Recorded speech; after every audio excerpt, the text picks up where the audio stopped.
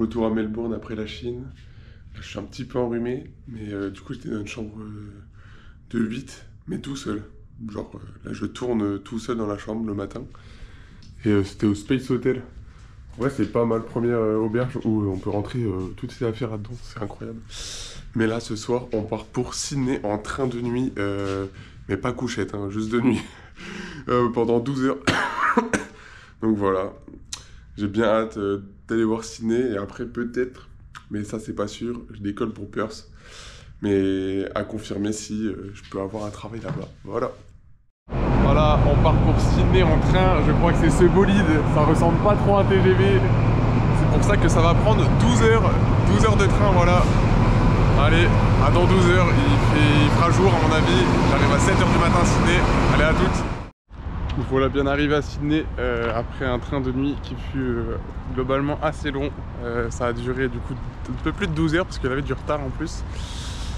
Et ouais, que dire de ce train de nuit qui était très peu confortable. On était en position assise comme dans un avion.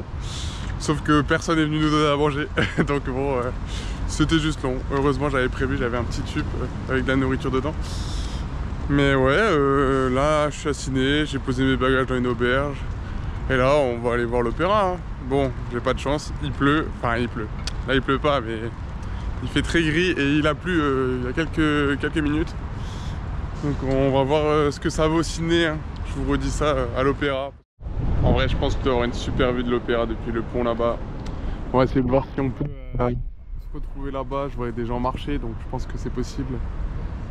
Parce que là il est beau mais vraiment si on prend un peu de hauteur, je pense qu'il peut être vraiment mieux.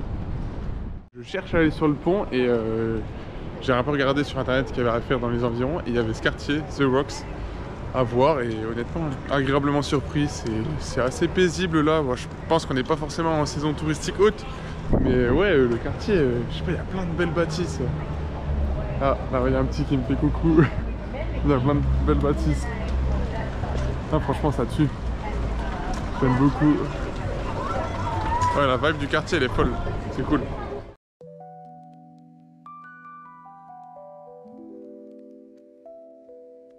On va aller monter en haut du pont juste là, il y a un petit chemin. On va avoir un beau point de vue sur l'opéra de Sydney, ça va faire plaisir. J'ai hâte de ouf. Trop content.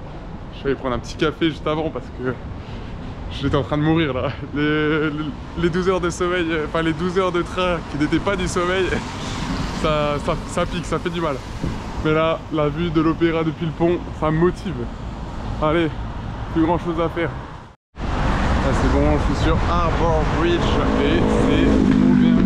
Le pont il fait grave penser à Manhattan Bridge à New York pour ceux qui connaissent.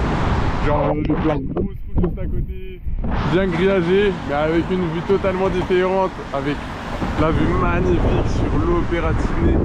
Ah là on le voit bien, ça fait plaisir. Je vais avancer pour voir si on peut voir l'autre côté. Mais le pont il fait plaisir. La belle vue. Bon il manque toujours le soleil mais au moins il pleut plus. Et ça c'est cool. En plus on voit bien aussi le quartier de The Rocks. Juste là, toutes les briques. Non vraiment c'est beau. C'est incroyable. Allez on y va, on avance. Allez sur l'autre rive hein, je pense. Hein.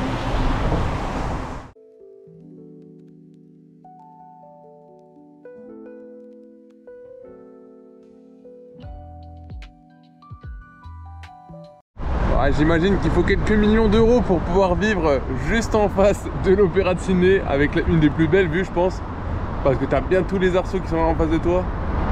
C'est trop stylé. On est au pied du monstre, au pied de l'énorme pont qui a été construit débuté en 1923, ça date. Hein. Et il a été fini un peu plus de 10 ans plus tard parce que c'était 9 ans plus tard, en 1932. Donc ouais, sacré pont et en face du coup, là on voit bien le CBD de Melbourne avec tous les gros bâtiments, la skyline et bam, l'opéra. Il paraît plutôt petit hein, quand on voit tous les gros bâtiments qu'ils ont construits depuis. L'opéra qui est pas si vieux que ça au passage. J'ai regardé mais je crois que c'est dans les années à peu près... Enfin il a été peut-être inauguré en 70 ou un truc comme ça. Ouais 73 là. J'ai regardé quand même pour ma culture. Mais c'est pas si vieux que ça 73 hein. Quand tu compares le pont là qui a plus de bientôt un siècle à l'Opéra, c'est fou, hein. Ce qu'on s'avait déjà construit il y a plus d'un an, d'un siècle. Voilà. Sydney.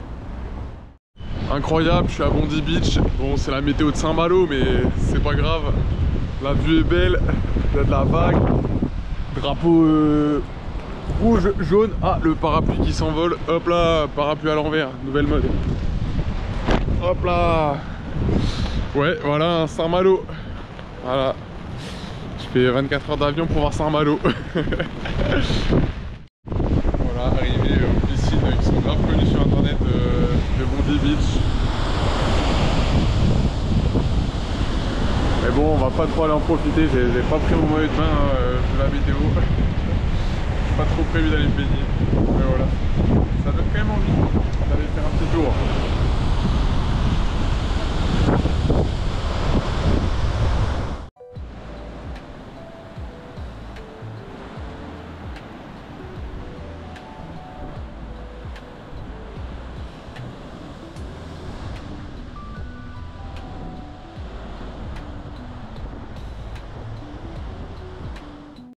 Là on a un autre point de vue en face de l'Opéra. J'ai dû affronter vent et marée.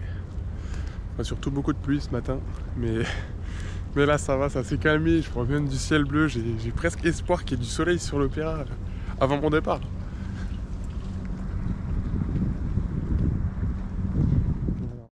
Incroyable, le soleil se lève enfin, enfin. Après plus de 24 heures à Sydney. Quel plaisir de pouvoir admirer un paysage bien plus beau avec le soleil.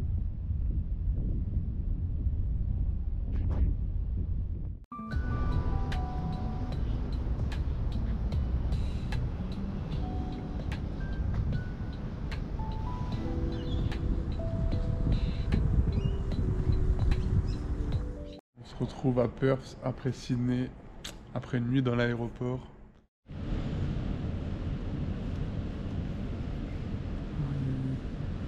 De rêve à l'aéroport. Installés comme des clandestins. Là, je prends un train pour rejoindre une gare de bus à Perth pour partir pour Albany, une petite ville où normalement Elliot et Paul ont un travail pour moi. Ça c'est beau. Là, on a pris un bus depuis Perth pour aller à Albany. On a 6 heures de bus. Là, le bus il est juste derrière. On fait une petite pause sur une station-service. Et après, il y a Elliot, Paul, Lohan et Agathe qui viennent me chercher en voiture. Incroyable. Et j'ai un entretien lundi pour le travail. Voilà, magnifique la vie. On vient de retrouver l'équipe, c'est incroyable ça. Pas là, là, là, là, ça fait plaisir. Ils ont une voiture, foi, la folie. Non, je suis refait en vrai. On est encore à côté de la mer, incroyable Albany. Ouais. Moi ça me fait plaisir. Mais il fait froid quand même. Hein. Il fait frais, mais ça va. Incroyable. Il fait beau là. Voilà. Il fait beau. On se retrouve dans quelques jours. On se retrouve à Albany, c'est une ville à 5 heures de Perth. Tout en bas à gauche de l'Australie du coup. On est juste à côté de la mer. Là-bas on peut voir la mer. Je sais pas si on va bien voir. Mais du coup on est dans un petit village de cabines. C'est des sortes de bungalows mais en dur là. Dans lequel on loge actuellement. On travaille dans une ferme d'huîtres pour le moment. Et voilà, la vie est belle, hein. C'est très répétitif. Vous allez voir quelques images, je pense. En gros, on construit les boîtes dans lesquelles on met les huîtres et elles grandissent. C'est pas super fun. J'aurais préféré voir la mer qu'être dans un entrepôt et construire les boîtes, mais voilà. Donc c'est cool. Et donc du coup, on vit juste là et on a été obligé de louer une voiture qui est juste ici. Pour aller au travail, parce que le travail, normalement la ferme est juste à côté, on pouvait y aller à pied, mais ils nous ont dit non, vous n'allez pas travailler sur le site principal, vous allez plutôt aller dans un entrepôt à 8 km au nord. Donc voilà, on a été obligé de louer une petite voiture, bien cool. Et là je fais un petit tour du coup du bungalow dans lequel on vit, enfin de la cabine plutôt. Et c'est sympa, une petite cuisine là, il y a une chambre parentale, et là-bas il y a Paul, il y a même Lohan. Et voilà, c'est incroyable, c'est cool. Là on se retrouve dans un nouveau travail, on monte des boîtes dans lesquelles on met les huîtres toute la journée, c'est super passionnant. Il y a Paul juste derrière, lui, le DJ, il y a une petite musique là, il visse des couvercles. Et après les couvercles, il faut les attacher sur des boîtes comme ça là, c'est très chiant, il faut tout faire à la main avec des maillets. Quel plaisir! Et tout ça 7 heures par jour, enfin plus de 7 heures par jour parce que c'est 7h30. Voilà, tu es heureux Paul? Le rêve. Mais on va bientôt bouger. Spoil. Oui, c'est vrai, c'est vrai. On montre le travail, mais on en a peut-être déjà un autre, voilà. Ça va Lorraine? Heureusement, le calvaire est bientôt fini. Ouais, le calvaire. Elliot, un petit mot? C'est cool. Voilà, incroyable. Comme vous pouvez voir, l'équipe est heureuse. Et du coup, le système en vrai, c'est que les paniers là, ils sont dans l'eau accrochés à une sorte de fil. Et il y a un bateau qui peut les retourner. Parce que ici, ça s'ouvre. Et donc, ça fait sortir les huîtres. Voilà, ça s'appelle Flip Farm si vous voulez voir sur internet. Il y a des bonnes vidéos qui expliquent ça. Ok, processus de montage de boîte. Simple. On prend les petits trucs comme ça là. Hop, on les cale sur une petite planche là dans les trous. On visse les couvercles comme ça. Avec une petite poignée. Là voilà, je suis en processus. Faut que plus que je visse là. Là, il y a un autre atelier, flotteur, où tu visses la même chose, mais sur des flotteurs. Bam, et là, ça se retrouve là. Ça, c'est le taf de Chris. Voilà, beau gosse. Et ensuite, on passe à la table de montage avec les marteaux et on monte les boîtes comme fait Lohan là. Tape. Attends, bah je... Oh non. Ah non. Le plan. Oh non. Oh là là, Oh non, c'est le stress, c'est le stress. Oh le stress. Attendez, j'arrive, je suis là. Allez, bam, voilà, montre la puissance. Attendez. Encore. Voilà. Et ensuite, on met les petits couvercles comme ça. Et on range dans des boîtes, comme fait Elliot. Randonnée près d'Albany, nouvelle aventure en Australie. Il y a Elliot, comme toujours, sur les cailloux.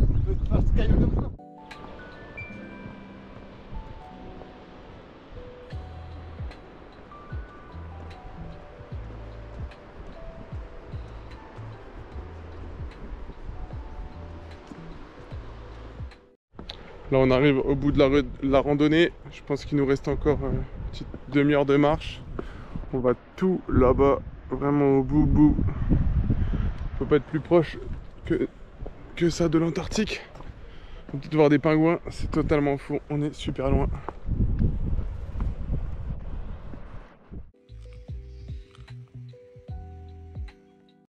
Là on est le 5 juin et on se retrouve pour la sortie de la Switch 2 en Australie parce que bon on est en Australie mais je reste quand même un gros joueur de jeux vidéo et j'aime bien ça. Donc là la petite cure ça fait 5 mois qu'on n'a pas joué mais là ça va jouer. Voilà, petite Switch 2 avec Mario Kart World et ça fait plaisir. Et là du coup le travail qu'on a il est à Albany et il fait super beau là-bas. Ça fait une semaine il pleut tout le temps avec des draches de fou voilà. C'est trop bien l'Australie. Alors c'est parce que c'est bientôt l'hiver, c'est pour ça. Bon, jour de départ aujourd'hui, voilà, on s'en va de notre super village. Parce que on a un autre travail à Manjimup qui n'est pas une ville juste à côté. On a 3 heures de route, 3 heures à peu près d'Albany pour aller dans une ferme de truffes. Donc on a été obligé d'aller louer une nouvelle voiture. Là, bam, une magnifique Kia, ça fait plaisir. Voilà, il y a Elliot là qui prend nos affaires. On déménage, on va devoir rendre notre petite cacahuète. Il nous a bien servi. Moi, il m'a servi que 2 semaines, mais eux, ça fait 1 mois qu'ils travaillent ici. Donc voilà, on espère qu'on aura le nouveau travail. C'est une ferme de truffes. On croise les doigts, on voit le fermier aujourd'hui. Voilà, j'espère vous donner des news très vite. Là, on se retrouve dans la forêt.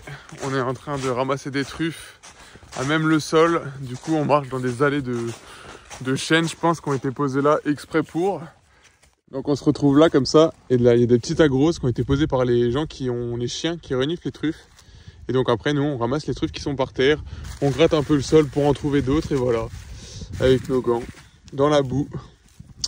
Voilà, ça va Paul? Excellent. La vie est belle? Quand il pleut pas, c'est pas mal. Ouais, quand il pleut pas, ça va, c'est tranquille. Mais dès qu'il pleut, là il commence à pluvioter. En plus on n'a pas vraiment de tenue de pluie, ils nous en ont pas encore fourni.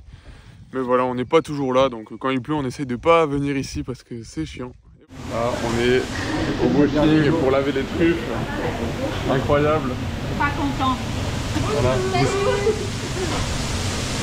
Voilà, c'est incroyable, on a les truffes, on les lave avec des petites brosses ici comme ça.